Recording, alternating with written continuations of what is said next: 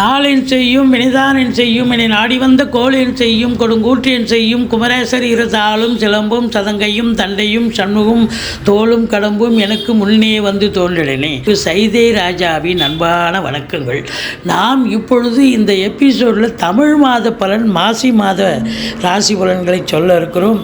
இந்த மாசி மாதத்தில் ரெண்டு முக்கியமான நாட்கள், அதாவது பௌர்ணமி அமாவாசை வருது இல்லைங்களா ஒரு மாதத்தில். 24/2/2024 சனிக்கிழமை பௌர்ணமி, அதிலே மாசி மகம் அப்படின்னு சொல்லக்கூடிய ஒரு நிலை. 10/3/2024 சர்வ அமாவாசை வருகிறது. மொத்தத்தில் பார்க்கும்பொழுது வாக்கிய பஞ்சாங்க அடிப்படையில் நம்ம பலனை சொல்ல போகிறோம். கிரகங்கள் 12 ராசிகளுக்கும் எப்பேற்பட்ட பலன்களை வழங்கப் போகிறது என்பதை ஒவ்வொரு ராசியாக பார்க்கலாம். வாங்க. மேஷ ராசி காலபுருஷனுக்கு முதல் ராசி. அஸ்வினி பரணி கார்த்திகை முதல் பாதம் உள்ளடக்கியது. செவ்வாய் பகவான் ஆட்சி பெறும் வீடு. இந்த தமிழ் மாதம் மாசி மாதத்தில் பார்த்திங்கன்னா செவ்வாய் பகவான் மகரத்தில் உச்ச நிலையில் இருக்கிறார்.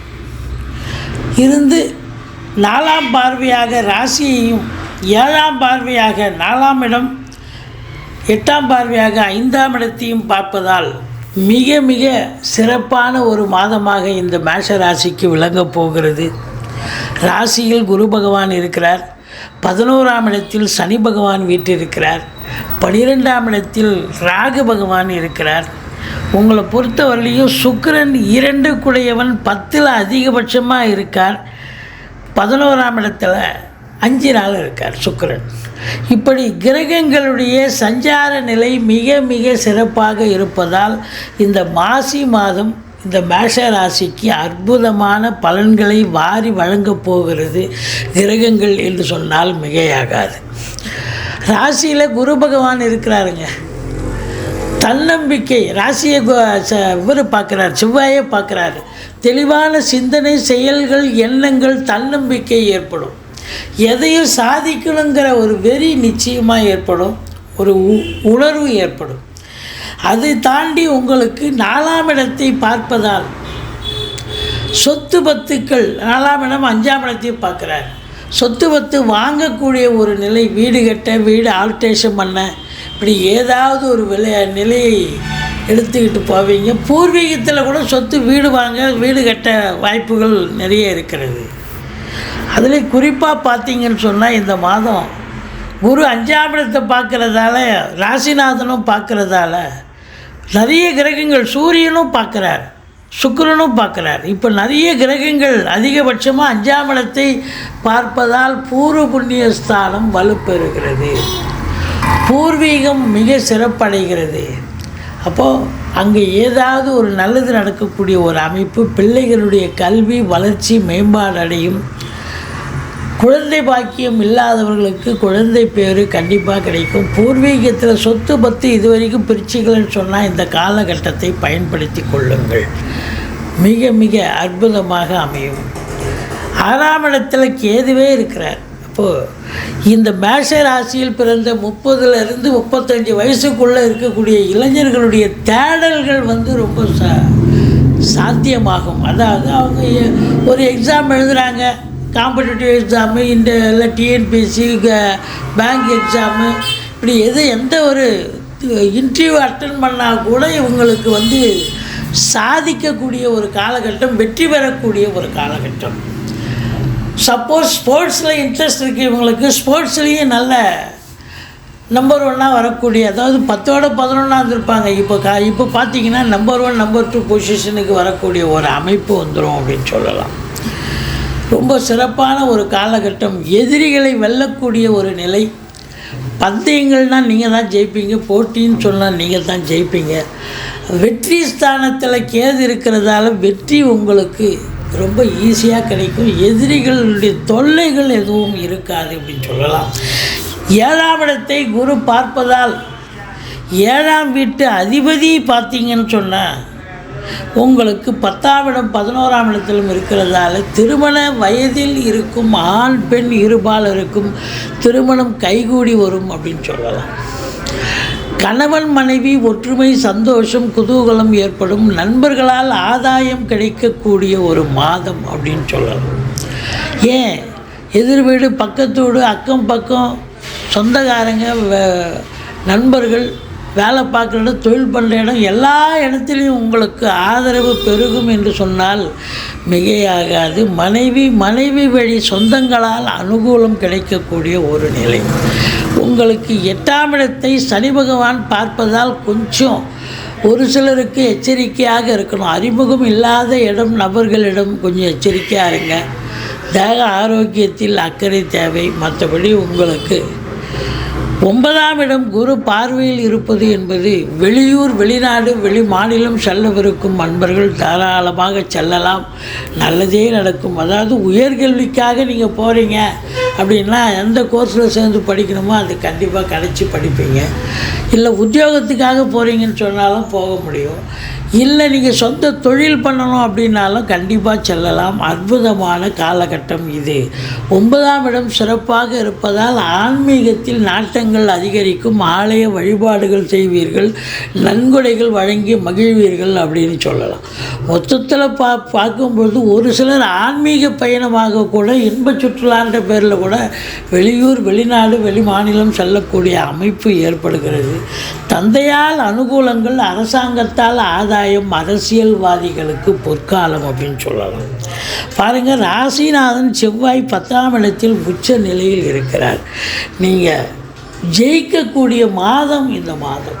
மேஷ ராசியில் பிறந்தவர்கள், செவ்வாயினுடைய ஆதிக்கம் நிறைந்தவர்கள், எதையும் சாதிக்கக்கூடியவர்கள். அதாவது ஒரு இன்டர்வியூ கிடைக்கிது, அந்த இன்டர்வியூ அட்டன் பண்ணி வேலைவாய்ப்பு கிடைக்கும். எதுவாக இருந்தாலும், அரசு உத்தியோகமாக இருந்தாலும், தனியார் துறையாக இருந்தாலும், இல்லை சொந்த தொழில் பண்ணணும், உங்கள் ஜனனகால ஜாதக அமைப்புப்படி நீங்கள் சொந்த தொழில் தான் பண்ணணும்னு நினச்சா தாராளமாக பண்ணலாம். சொந்த தொழில் உங்களுக்கு கை கொடுக்கும். நல்லா ஆரம்பித்து நல்லா சிறப்பாக செல்லுவீங்க.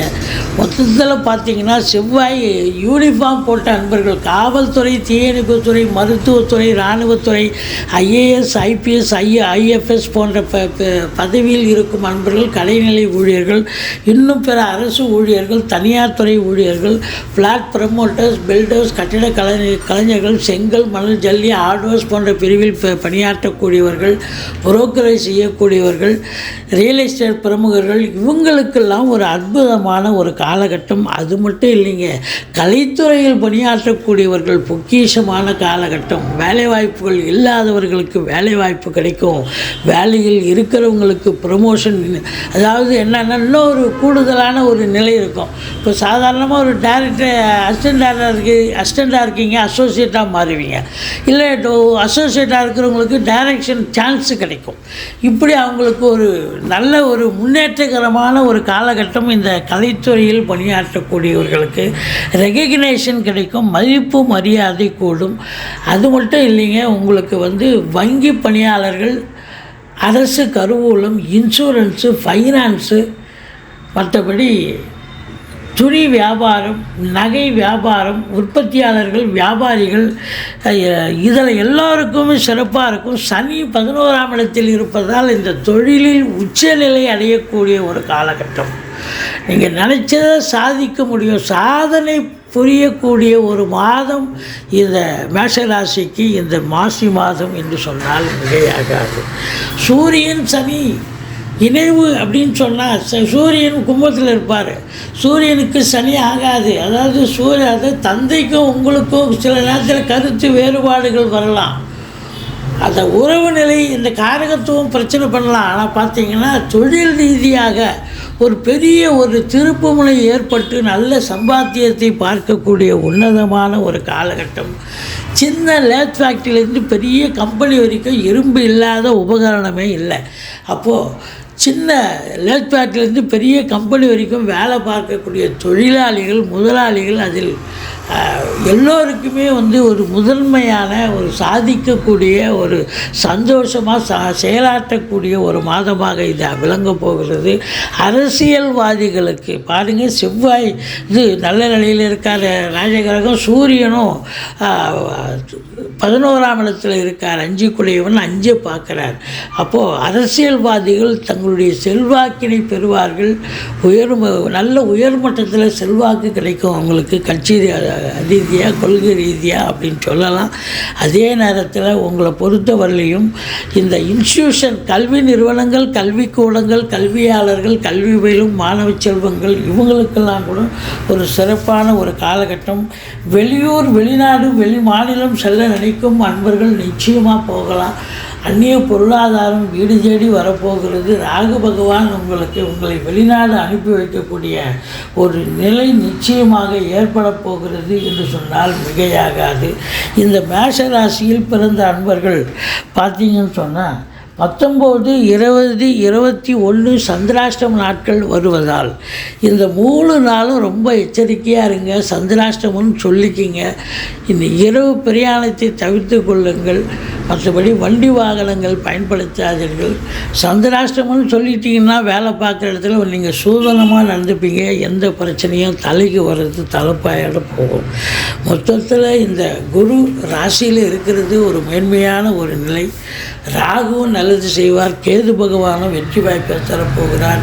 ஸோ எல்லா கிரகங்களும் உங்களுக்கு அற்புதமான ஒரு நிலையில் இருப்பதால் எதையும் சாதிக்கக்கூடிய, ஈஸியாக வெற்றி பெறக்கூடிய ஒரு மாதமாக இந்த மேஷராசிக்கு விளங்கப் போகிறது என்று சொன்னால் மிகையாகாது.